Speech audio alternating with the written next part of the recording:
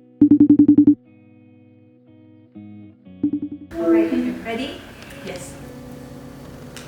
Cua Tshiab! Cua Tshiab! Hi, I'm Shannon. I'm the leader and main vocalist of Cua Tshiab. Hello, my name is Hnubae and I'm the main rapper of Cua Tshiab. Hi, I'm Pasha and I'm the main dancer. Hello, my name is Alexis and I'm the lead vocalist. Hi, I'm Shannon. I'm the lead dancer and tsaug. We will answer a few questions here. What was it like auditioning for Cua Tshiab? The audition process for Cua Tshiab was very, Yayo had made it very easy and accessible and convenient for everyone. As we are all fully Hmong, but then it was also open to people who were mixed into, and we just sent in our videos to Yayo. On time, of course. Yes. For mine, I sent and all three. Yeah. So that means Wow. Yeah. You did? Yeah, okay. So we're just a dance. No! But for my dance video that was uploaded and you guys saw, I was with my former group, Arabia, and during that time we were covering Blackpink, How You Like That. I heard Cua Tshiab, but I didn't really know of it that well. We're my friends and they were a part of the project, and so they were kind of convincing me or telling me it's a good challenge to try something new. And so on the spot, I just took a video of me doing.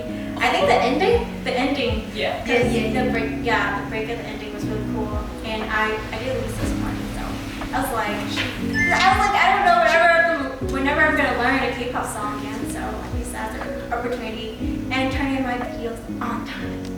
Yes. But what you're singing? I actually don't remember.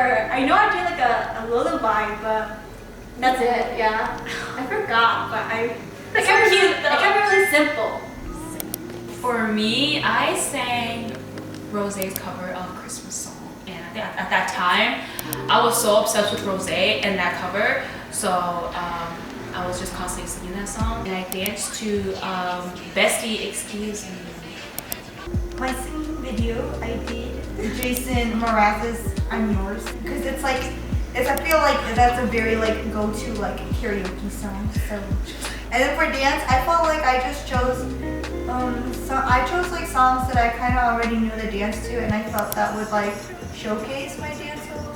So that's why I did Stray Kids, That's Menu, and Twice's Feel Special, but the dance break at the end. For me, I also sent all three videos. For the dance video, if you guys didn't see on Instagram, don't go look at it. I did a cover of Monster by Suki and Irene. Over the summer, I was doing that dance with Cha. So I was like, this is fresh in my head, so I might as well send the audition for this. And then for my rap, as a hobby growing up, I've always just rapped to a bunch of rap songs,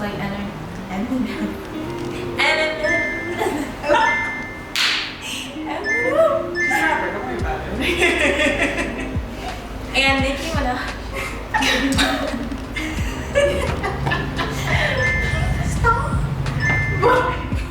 Yeah, she said as a hobby, bro. She said as a hobby, she just raps. So, yeah, I just did a cover of, I think it was Fly by Rihanna and Nicki Minaj. I did a little rap part for Nicki. And then I also did a singing edition, but I don't remember what I sang. I also did all three. Everybody on record. For the singing cover or the singing video, I sang Because You Loved Me by Celine Dion. I chose it because kind of similar approach to Pasha. It's one of my karaoke songs, and so it's a song that I feel comfortable with. And I grew up listening to Celine Dion with my mom, so. The dance audition, I did Everglow's Dum Dum because that was the most recent dance that I had learned at the time. For the rap, I did a portion of Jenny's rap from Whistle. This is my first time hearing everyone. Yeah. They did 3 of them. Yeah, I didn't know everyone did 3. Me too. Next question. Like, why is Cua Tshiab ending? Jumping into this, like we all knew that this was just gonna be for a project. So yeah. But even though Cua Tshiab is like ending,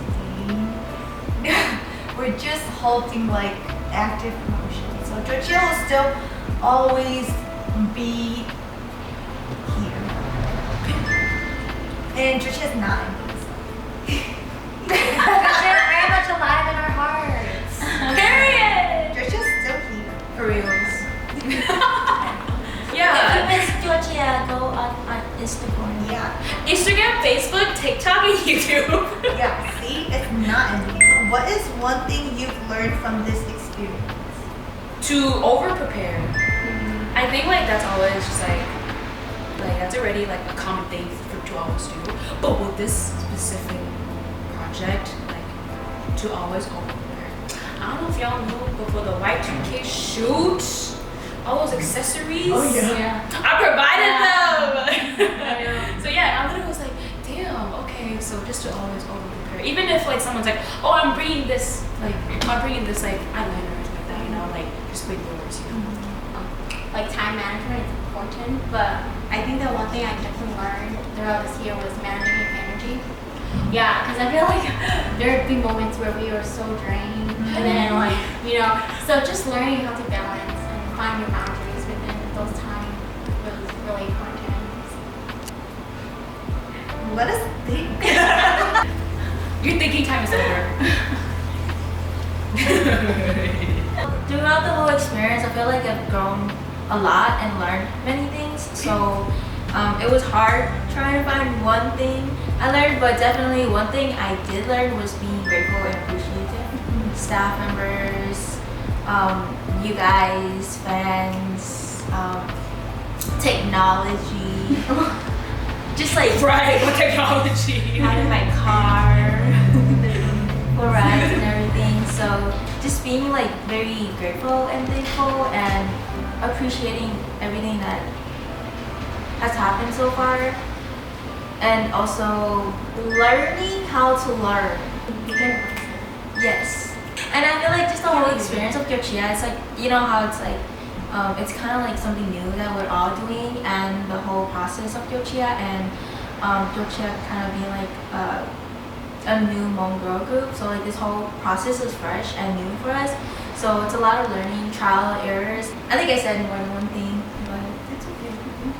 I feel like one of my like biggest takeaways from this project is just like how incredibly capable people are, and also testing like my own boundaries and my own limitations, and how like Hnubae was saying, this is something new for not just us as individuals, but something new for the community.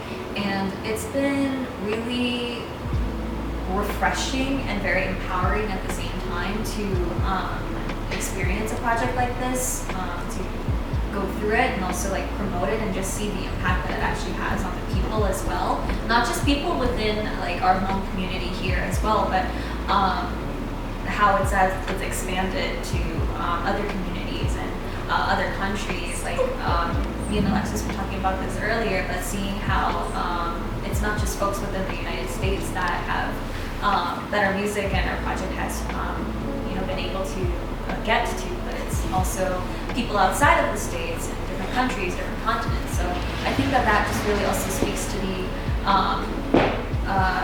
impact of how something like so small can go widespread. And if you're afraid to do something, then like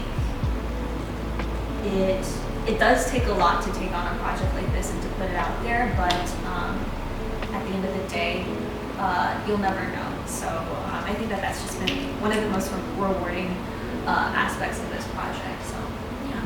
I feel kind of like going off of like Shannon and Hnubae. I think one thing I learned from this experience is just kind of like, you know, if you want something to happen, then just do it kind of mindset. Because I feel like for all of us, like as we stated before, like it was like a very new thing to us, but we still like took the leap of faith and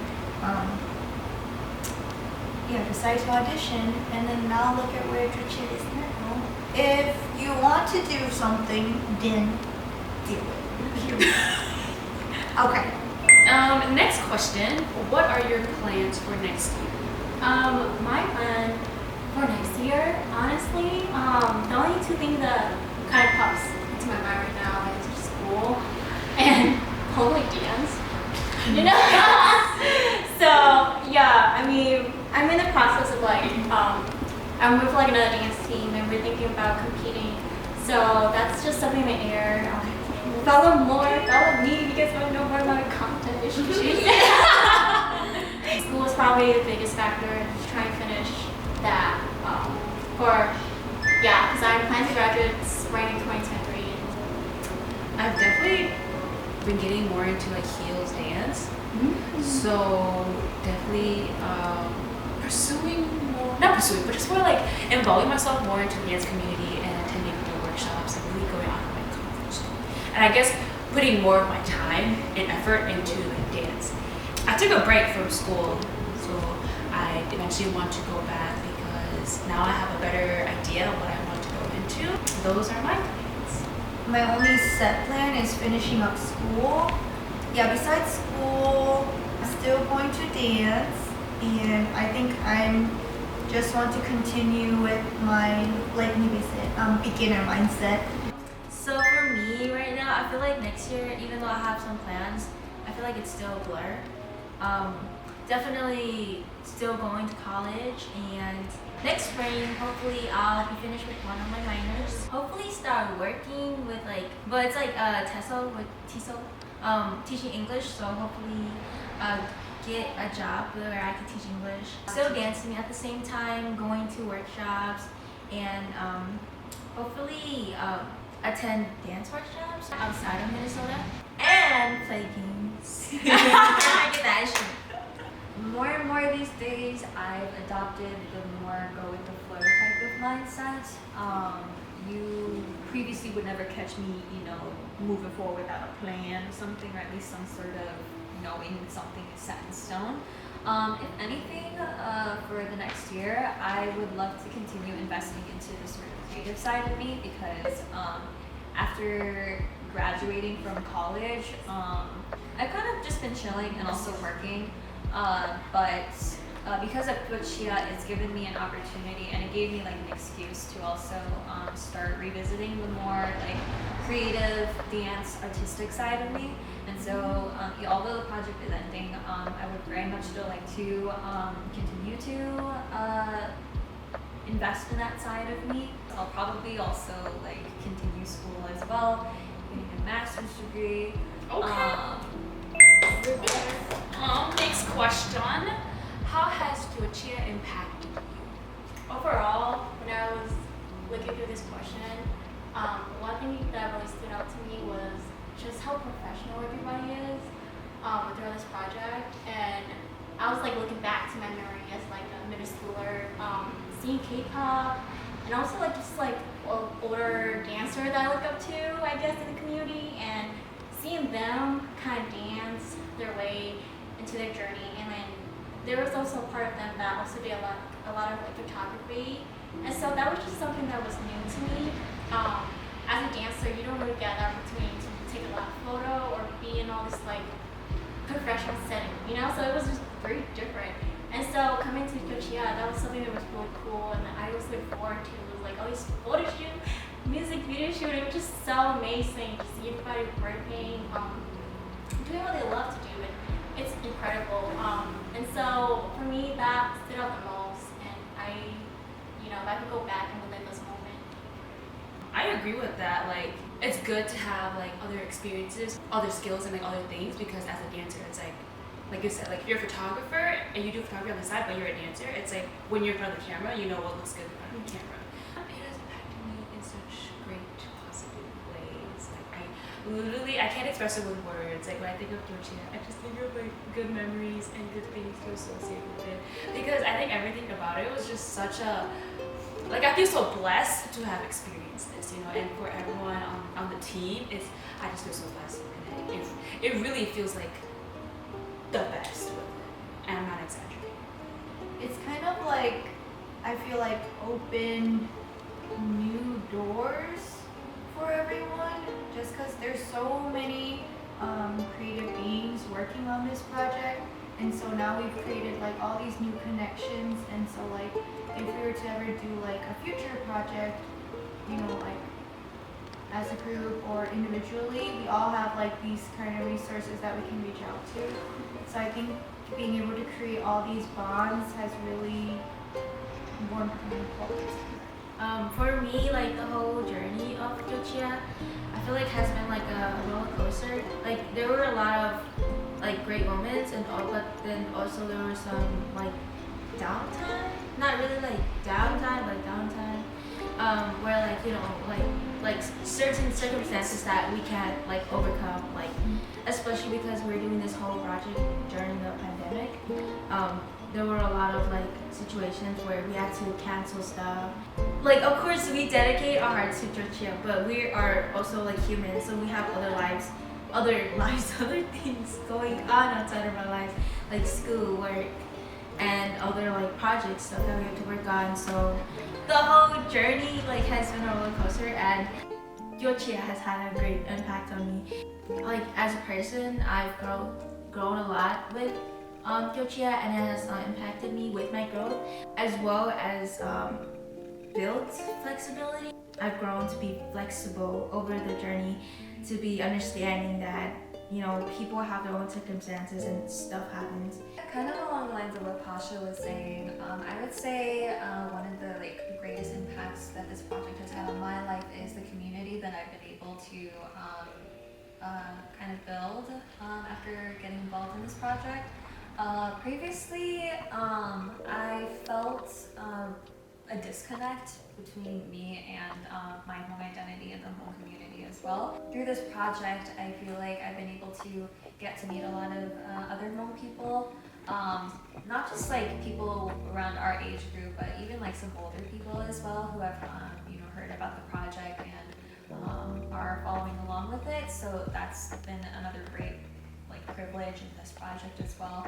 Also the sort of like collaboration that we had, not just us as members, but with literally everybody on the team, being able to build a network around that. And so moving forward, while we may not necessarily be as active as Cua Tshiab, we're still going to very much have each other. We're going to be doing our own things, but of course, if anything happens down the line where we want to collaborate again, then I would feel comfortable enough to reach out to like literally anybody to collaborate once again on future projects. So that's something else that's been really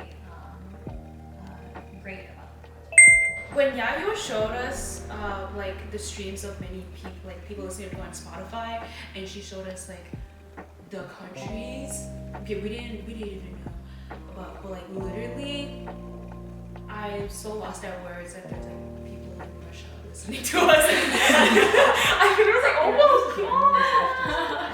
And there's like 14 listeners in Japan. So I was like, so in the most humble way, thank you to all the fans in the world. And just thank you to everyone on this team. Yes.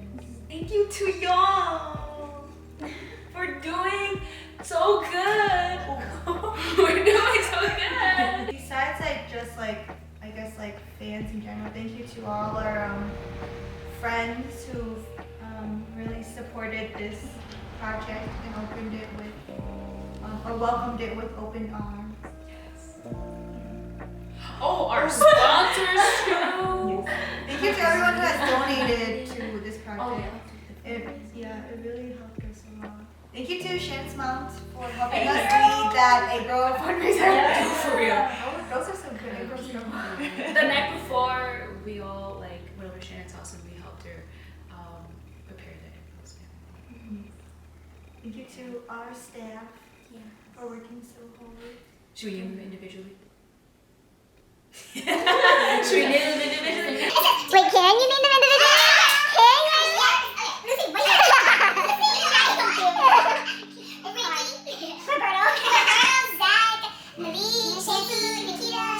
Karen, Mindy,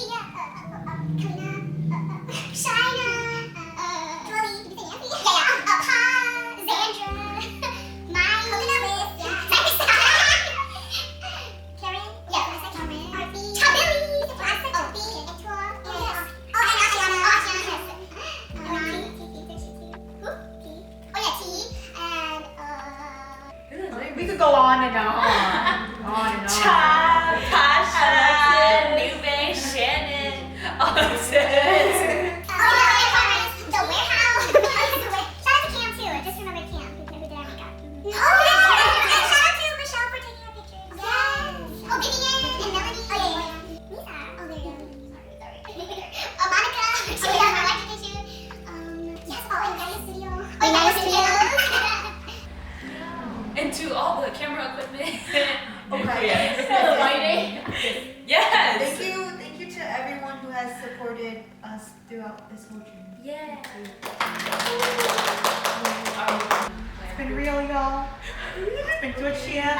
I'm really going. We do our final Hnubae Cua Tshiab. Cua Tshiab.